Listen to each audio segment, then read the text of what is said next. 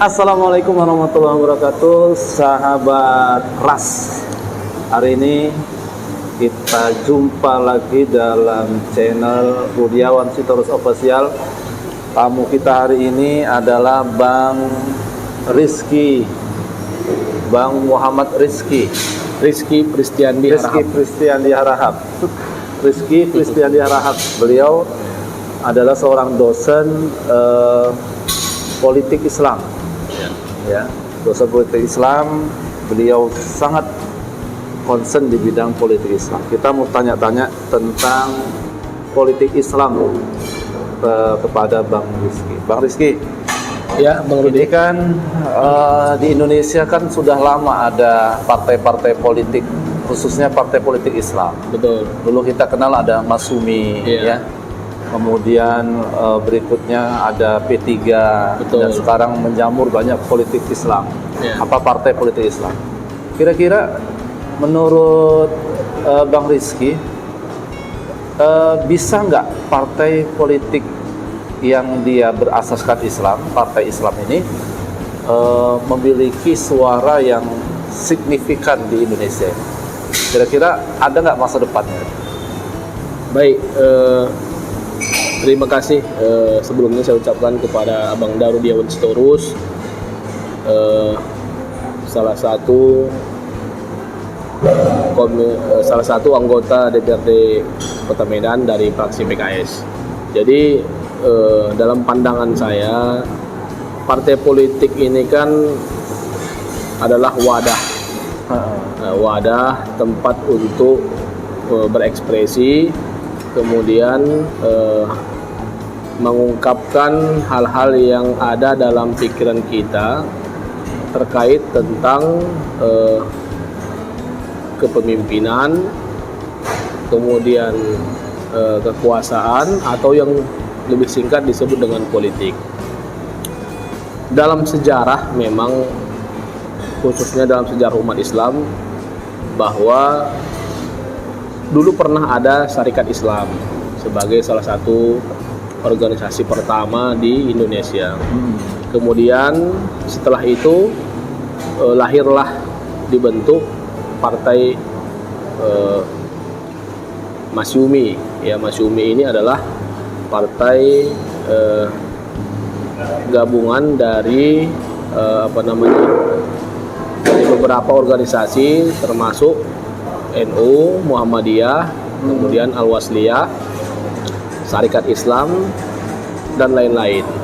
Jadi berpolitik Islam ini kan sebenarnya ada dua dimensi. Pertama, berpolitik secara Islam, dan kemudian berpolitik secara Islami. Jadi beda dia antara politik Islam dengan politik Islami. Itu dalam kacamata saya, Bang Rudi. Iya. Kalau politik Islami ini lebih kepada mengedepankan nilai etika, akhlak, spiritual, dan peradaban.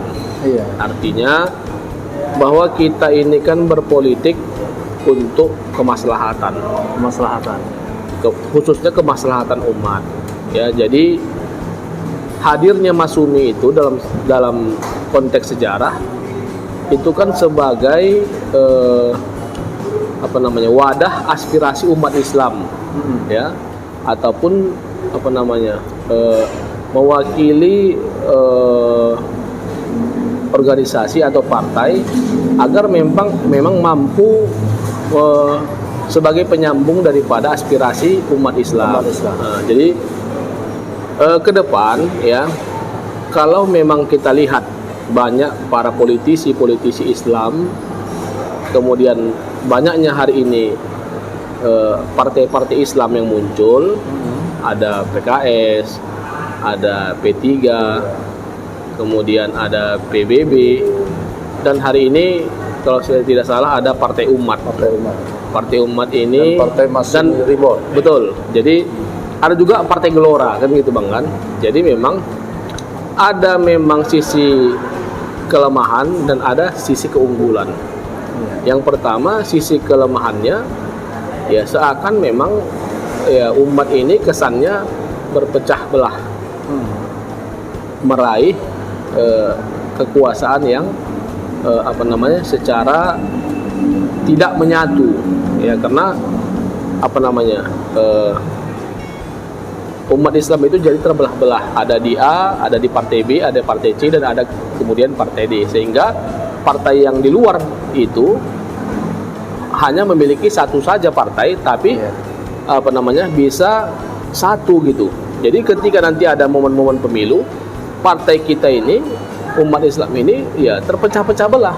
Sementara orang itu atau mereka yang di luar dari kita satu partai. Kan tapi begitu. gini Bang Rizky, Ya. kan umat Islam ini kan jumlahnya di Indonesia ini 80%. Betul loh. Artinya kan ini kalau memang partai Islam itu menjadi sesuatu yang diminati oleh masyarakat Indonesia, ini kan peluang nih 80%. Betul. Artinya peluang besar lah partai-partai Islam itu bisa besar dengan jumlah umat Islam yang sangat besar. Ya. Tapi kita lihat ternyata justru suara-suara yang besar itu adalah partai-partai nasionalis. Partai Islam paling sekitar 8%. Nah, dulu P3 mungkin bisa sampai 12-11%, ya kan? Tapi tidak melewati ring 2 digit gitu. Artinya begitulah kondisi umat Islam di Indonesia yang melirik partai-partai nasionalis, bukan partai-partai Islam. Yang jadi pertanyaan, Bang Rizky, apa yang harus dilakukan partai Islam ini agar kemudian umat Islam yang 80% lebih ini bisa tertarik untuk memilih partai Islam? Kira-kira. Jadi begini Bang Rudi, dalam kalangan umat Islam ini paradigma pemikirannya kan terpecah-pecah. Ada yang memang model masyarakatnya itu cenderung ideologis. Artinya bahwa tidak ada lagi pilihan lain, walaupun dibayar, walaupun diberikan sesuatu, tapi pilihannya tetap satu. Iya. Itu satu paradigma. Kemudian paradigma lain, bahwa dalam masyarakat ini juga ada yang model paradigma pemikirannya harus memberikan feedback ataupun hal-hal yang merupakan keuntungan bagi Apa yang didapat? iya, apa yang didapat. Jadi sepertinya masyarakat sudah lebih lebih real aja gitu kan. Artinya tidak ada lagi semacam basa-basi, ya. Artinya tidak ada lagi sebuah proses yang terlalu rumit untuk mencari sebuah keuntungan itu bagi diri mereka. Jadi menurut saya cara yang paling efektif untuk partai Islam diminati orang, pertama memang partai-partai Islam itu harus benar-benar memiliki kader yang berintegritas, memiliki keimanan, ataupun memiliki jati diri, ya. Artinya begini, berpolitik itu juga punya etika, kan gitu kan. Tidak hanya sebuah keuntungan nilai materi aja yang ingin didapatkan.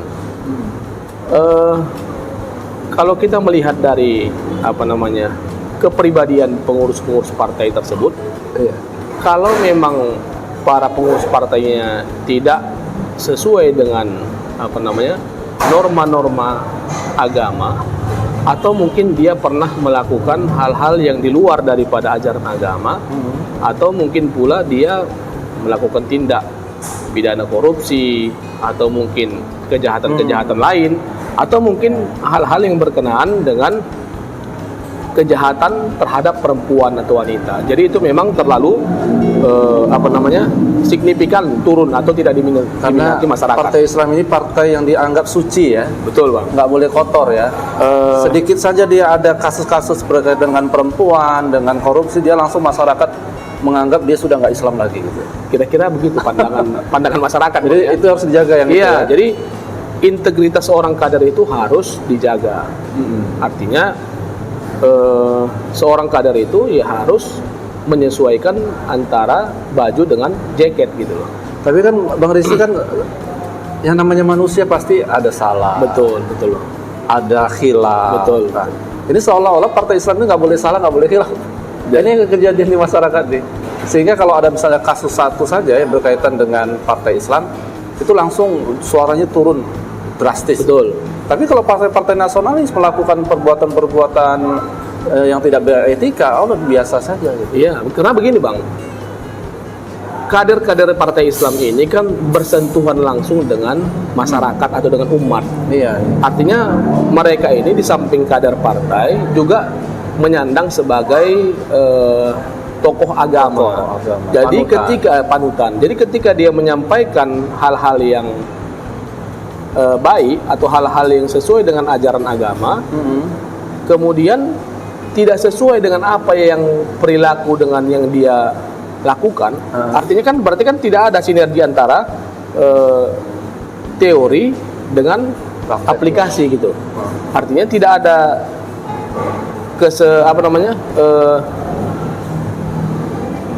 kesinambungan ya antara yang diucapkannya kepada masyarakat dengan perilaku yang dilakukannya gitu. Sehingga kan masyarakat atau umat ini lebih lebih mengingat apa yang dikatakan oleh tokoh agama tadi. Misal contoh ya, bahwa korupsi itu adalah kejahatan yang luar biasa jahatnya. Itu yang disampaikan oleh tokoh agama tadi sebagai kader partai Islam. Tiba-tiba taunya setelah setahun kemudian yang menyampaikan korupsi yang tadi, yang sangat berbahaya tadi, ternyata dia yang korupsi. Nah, jadi sementara kalau di partai lain mereka memang tidak bersentuhan langsung dalam pemberian memberikan sebuah nasihat ataupun nasihat-nasihat agama tentang itu. Jadi mereka tidak terlalu ingat gitu loh. Jadi kalau misalnya kader partai tersebut kan langsung terjun ke masyarakat, misal ceramah-ceramah. Ya kan kalau cenderungnya kader partai Islam itu kan langsung bersentuhan dengan umatnya di bangga. Dakwah. Jadi mereka mengatakan bahwa yang itu haram, yang itu tidak boleh. Ternyata apa yang dikatakannya itu bertentangan dengan perbuatan yang ia lakukan, gitu loh. Anti dari ucapan dia tadi, anti dari perbuatan dia gitu. Maksudnya tidak sesuai antara ucapan dengan perilaku. Itu yang membuat akhirnya partai-partai Islam itu kalau dia banyak kader-kadernya melakukan hal itu, suaranya bisa hilang. Terus masyarakat tidak percaya lagi.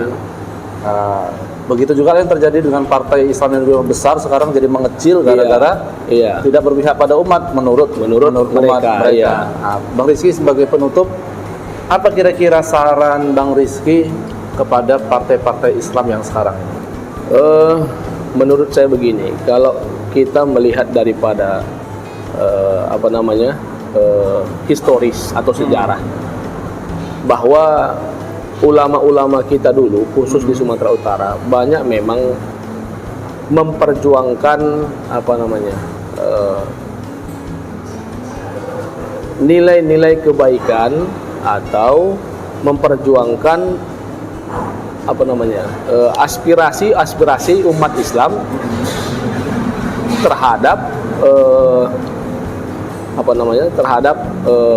perundang-undangan, ya, kemudian lebih kepada sensitif terhadap umat gitu kan. Artinya memang umat ini kan menunggu dan melihat apa respon kader partai Islam ini ketika ada hantaman-hantaman dari sebuah bangsa yang memang mengarah kepada pejoratif, artinya lebih pada menyudutkan umat Islam gitu kan.